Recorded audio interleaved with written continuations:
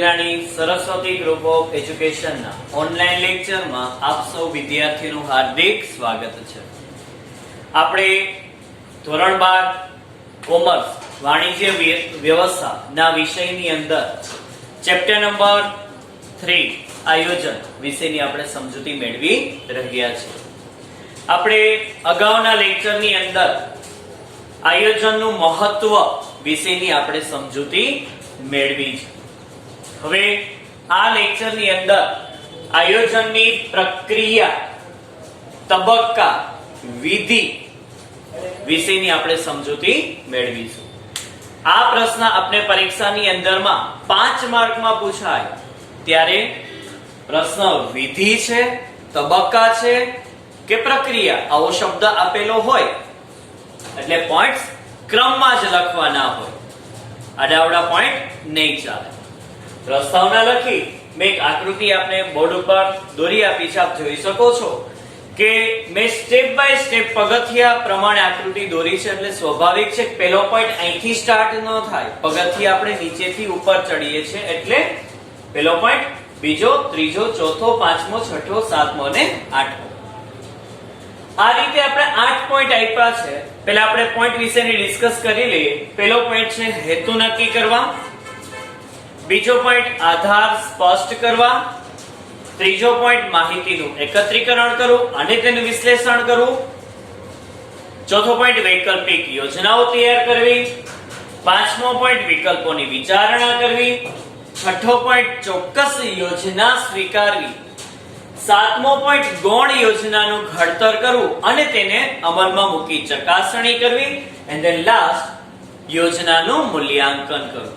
આમ થઈ 8 પોઈન્ટ ની ડિટેલ્સમાં આપણે ચર્ચા કરીશું। સૌપ્રથમ હેતુ નક્કી કરવા। હેતુ નક્કી કરવાને બીજા પોઈન્ટ તરીકે પણ ઓળખી શકાય હેતુ નિર્ધારણ। પરીક્ષાની અંદરમાં 1 માર્કમાં ક્વેશ્ચન પૂછાઈ શકે હેતુ નિર્ધારણ એટલે શું? હેતુ નક્કી કરવાની પ્રક્રિયાને હેતુ નિર્ધારણ તરીકે ઓળખવામાં આવે છે। જ્યારે પણ આપણે કોઈ પ્લાનિંગ કરવા જઈ રહ્યા હોય, કોઈ આપણો ગોલ છે એને આપણે સિદ્ધ કરવા માટે ભવિષ્યની રૂપરેખા તૈયાર કરવા જઈ રહ્યા છે ત્યારે સૌપ્રથમ આપણે હેતુ નક્કી કરવો પડે છે। હેતુ નક્કી કરવા તો આયોજનનો પ્રથમ તબક્કો હેતુ નિર્ધારણ છે। પરીક્ષાની અંદરમાં વિકલ્પમાં પણ પ્રશ્ન પૂછાય છે નીચેનામાંથી આયોજનનો પ્રથમ તબક્કો કયો છે? તો આયોજનનો પ્રથમ તબક્કો એટલે હેતુ નિર્ધારણ, અને મેં તમને હમણાં જ કીધું નિર્ધારણ એટલે નક્કી કરવું। શું નક્કી કરવું? હેતુ નક્કી કરવા। હેતુ કેવા હોવા જોઈએ મિત્ર? તો કે હેતુ સ્પષ્ટ હોવા જોઈએ, ચોક્કસ હોવા જોઈએ અને વાસ્તવિક હોવા જોઈએ। સ્પષ્ટ તમારા હેતુ હોવા જોઈએ, તમારે શું સિદ્ધ કરવું છે।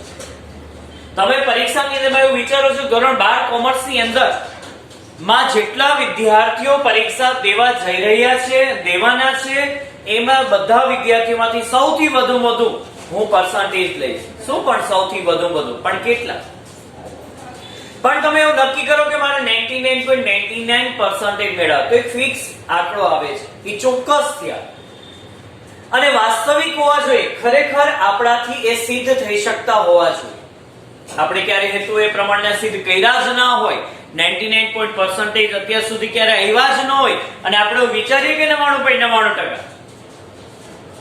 હું એમ નથી કહેતો કે ના આવે, આવી શકે, પણ હા એ પ્રમાણેનું તમારું પ્લાનિંગ હોવું જોઈએ, એ પ્રમાણની તમારી મહેનત હોવી જોઈએ, એ પ્રમાણનો તમારો કાર્યક્રમ હોવો જોઈએ। એટલે હેતુ કેવા હોવા જોઈએ?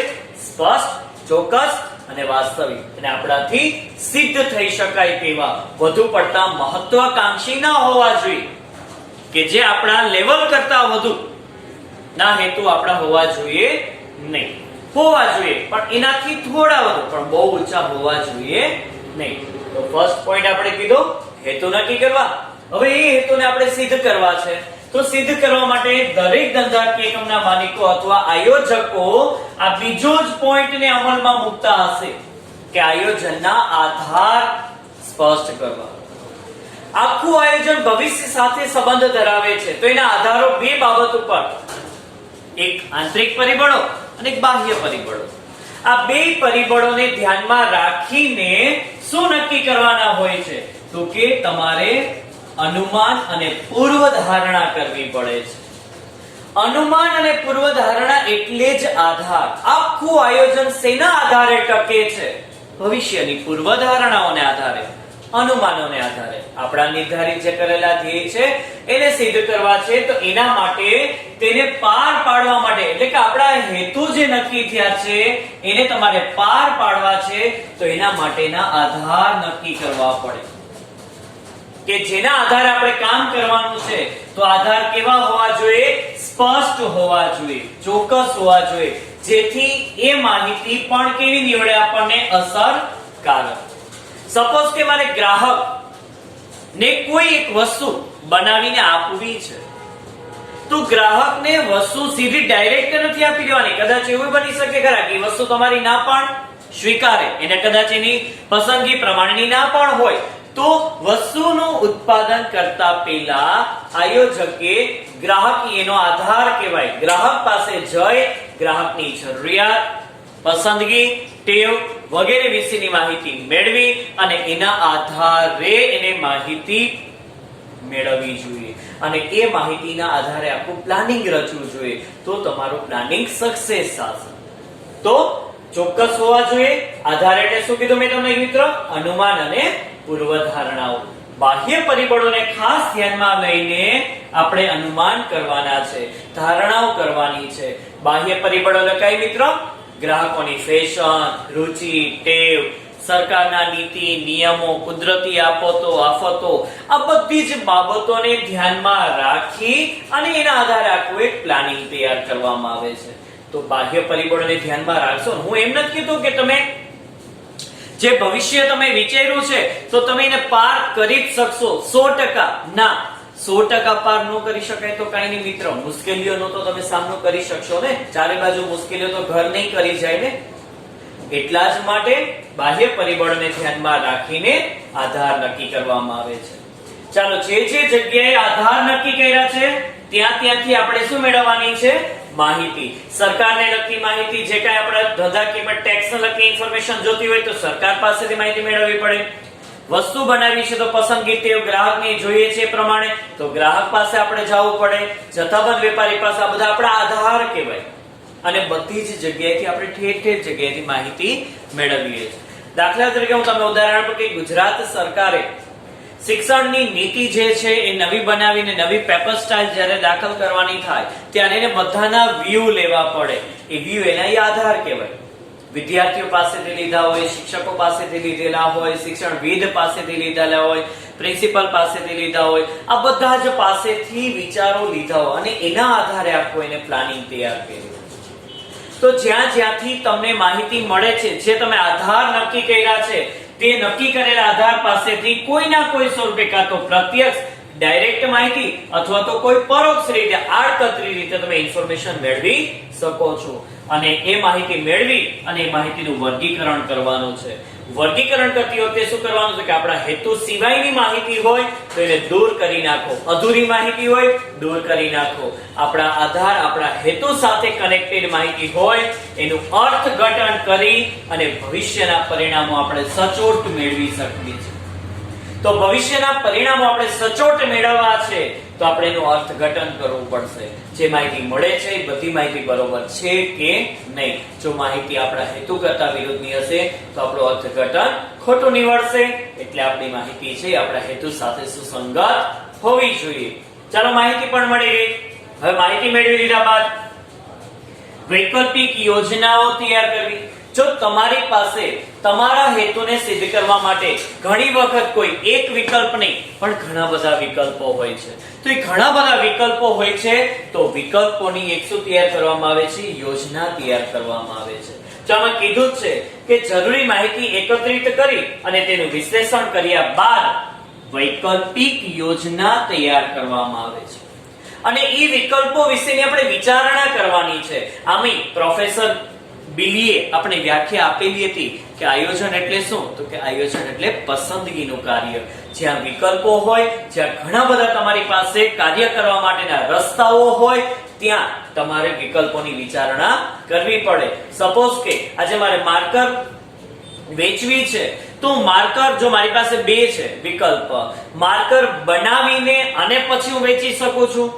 બીજો વિકલ્પ, માર્કર જે ઉત્પાદન કરતી માર્કર કંપની પાસેથી લઈ અને પછી હું ગ્રાહકને આપું. તો મારી પાસે બે વિકલ્પ છે, પણ એ બે વિકલ્પો વિશે મારે વિચારવાનું છે કે સૌથી બેસ્ટ વિકલ્પ મારા માટે કયો, સૌથી ફાયદાકારક વિકલ્પ મારા માટે કયો છે. તો પહેલા વિકલ્પોની યાદી તૈયાર કરી અને વિકલ્પોનું શું કરવાની છે? વિચારણા કરવાની છે. અને એ વિકલ્પોની વિચારણા કર્યા બાદ તમારે એમાંથી જે મેં તમને આમાં કીધું કે વિકલ્પોની વિચારણા કરવી, અહીંયા તમને યોજના તૈયાર કરવાની વાત કીધી છે. હજી યોજના પ્લાનિંગ બનાવો. અહીં મેં કીધું ને કોઈ વસ્તુ બનાવી, મેં કીધું માર્કર બનાવી તો મારે એનું પ્લાનિંગ બનાવવાનું. માર્કર બહારથી ખરીદી અને પછી વેચું તો મારે એનું પ્લાનિંગ કરવાનું. અને એ બે પ્લાનિંગને મારે વિચારણા કરવાની છે. તો વિચારણા કર્યા એટલે જો અમે કીધું છે કે તમે જેટલા વિકલ્પો અહીં વિચાર્યા છે એ બધા વિકલ્પો વિશેની વિચારણા કરો. વિચારણા એકલા વ્યક્તિએ ભેગા મળી નથી કરવાના, એકલા વ્યક્તિએ નથી કરવાના, બધા વ્યક્તિઓને ભેગા કરવાના છે, નિષ્ણાત વ્યક્તિઓને ભેગા કરવાના છે અને વિકલ્પો તૈયાર કરવાના છે.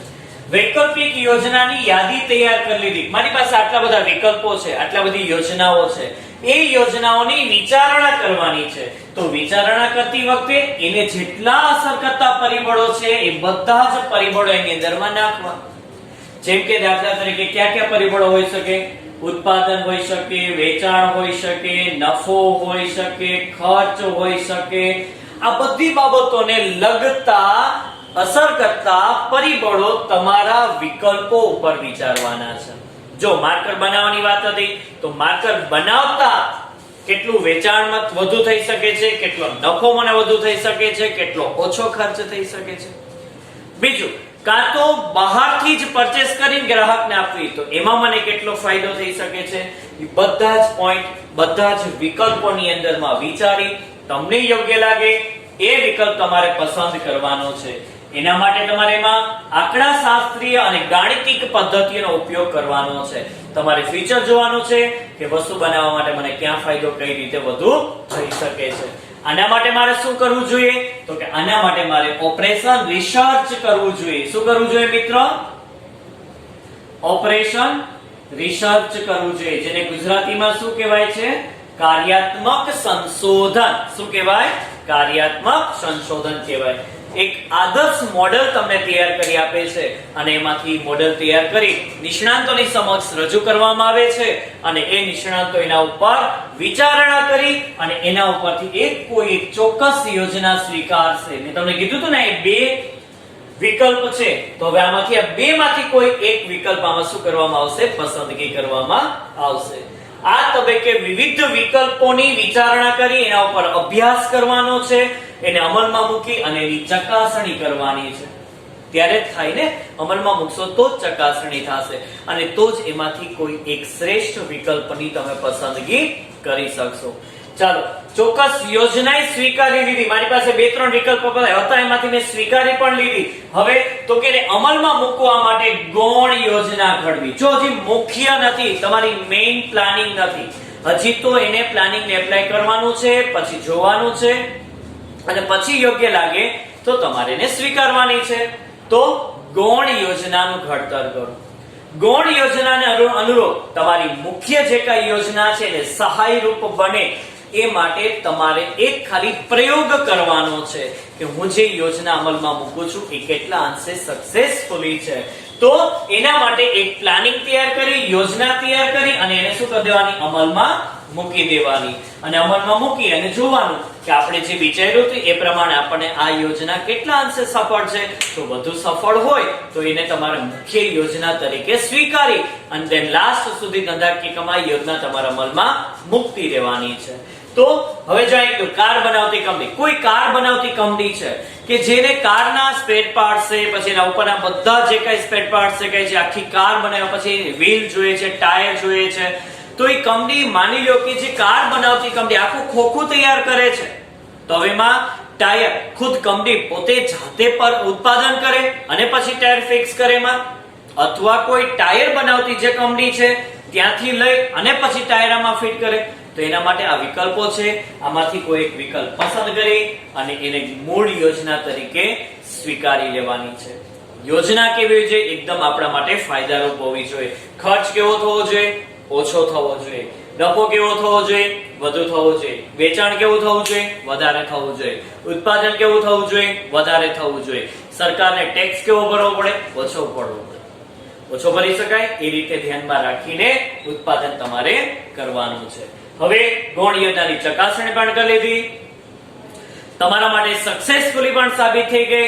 હવે એ યોજનાને તમે મુખ્ય યોજના, મેઇન તમારી યોજના તરીકે તમે એને સ્વીકારી લીધી. સ્વીકારી હવે તમે એને અમલમાં મૂકતા જાઓ. મૂકી અને વર્ષો સુધી તમારી યોજના તો ફિક્સ જ છે, પણ હવે ખાલી શું કરવાનું છે તો કે બાહ્ય જે પરિબળો છે એમાં જે આવતા ફેરફારો છે એ ફેરફારો પ્રમાણે તમારી ખાલી મૂળ યોજનાની અંદરમાં થોડા ઘણા શું કરતા રહેવાના છે? ફેરફાર કરતા રહેવાના છે અને તમારી યોજનાને આગળ અમલમાં મૂકતી રહેવાની છે.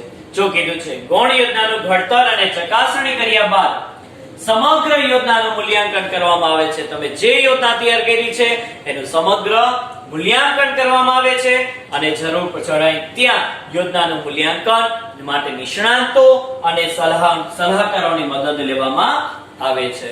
જરૂર જણાય ત્યાં. બાકી તમારા માટે યોગ્ય હોય તો તમારે એને એક અભિપ્રાય સાચો મેળવવા માટે નિષ્ણાત વ્યક્તિ કે સલાહકાર વ્યક્તિ પાસેથી તમે માહિતી મેળવી સાચો અભિપ્રાય મેળવી મુખ્ય યોજના તરીકે તમે એને અમલમાં મૂકી શકો છો. એટલે જ છેલ્લે તમને કીધું છે કે તબક્કાવાર આગળ વધીએ. તબક્કાવાર એટલે ક્રમવાર. જે આપણે આગળ વધીએ છીએ ત્યારે શું કરતું જવાનું? જુઓ અને આગળ વધો. લુક એન્ડ લીપ નો સિદ્ધાંત આપને પરીક્ષામાં 2 માર્ક નો પૂછે છે. લુક એન્ડ લીપ, જુઓ અને આગળ વધો, યોજનાને અમલમાં મૂકતા જાઓ અને આગળ વધતા જાઓ. એક ઉદાહરણ આપો આપને મિત્ર.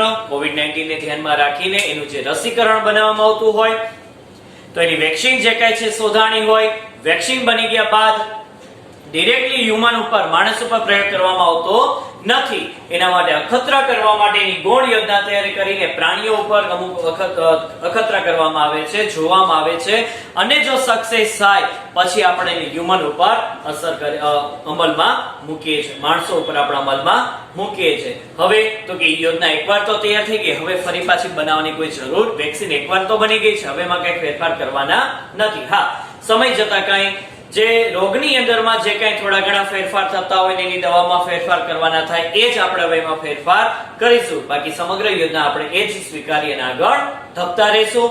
એટલે કે જુઓ એન્ડ આગળ વધો. Look and leap. આ થઈ તમારી આખી આયોજનના 8 તબક્કાઓ થયા. પેલો હેતુ નક્કી કરવા, આધાર સ્પષ્ટ કરવા, માહિતીનું એકત્રીકરણ કરી તેનું વિશ્લેષણ કરવું, વૈકલ્પિક યોજના તૈયાર કરવી, વિકલ્પોની વિચારણા કરવી, યોજના સ્વીકારવી, ગૌણ યોજનાની ચકાસણી અને ઘડતર કરવું અને તે લાસ્ટ યોજનાનું મૂલ્યાંકન કરવું. આ થયો તમારો 5 માર્કનો પ્રશ્ન. આભાર.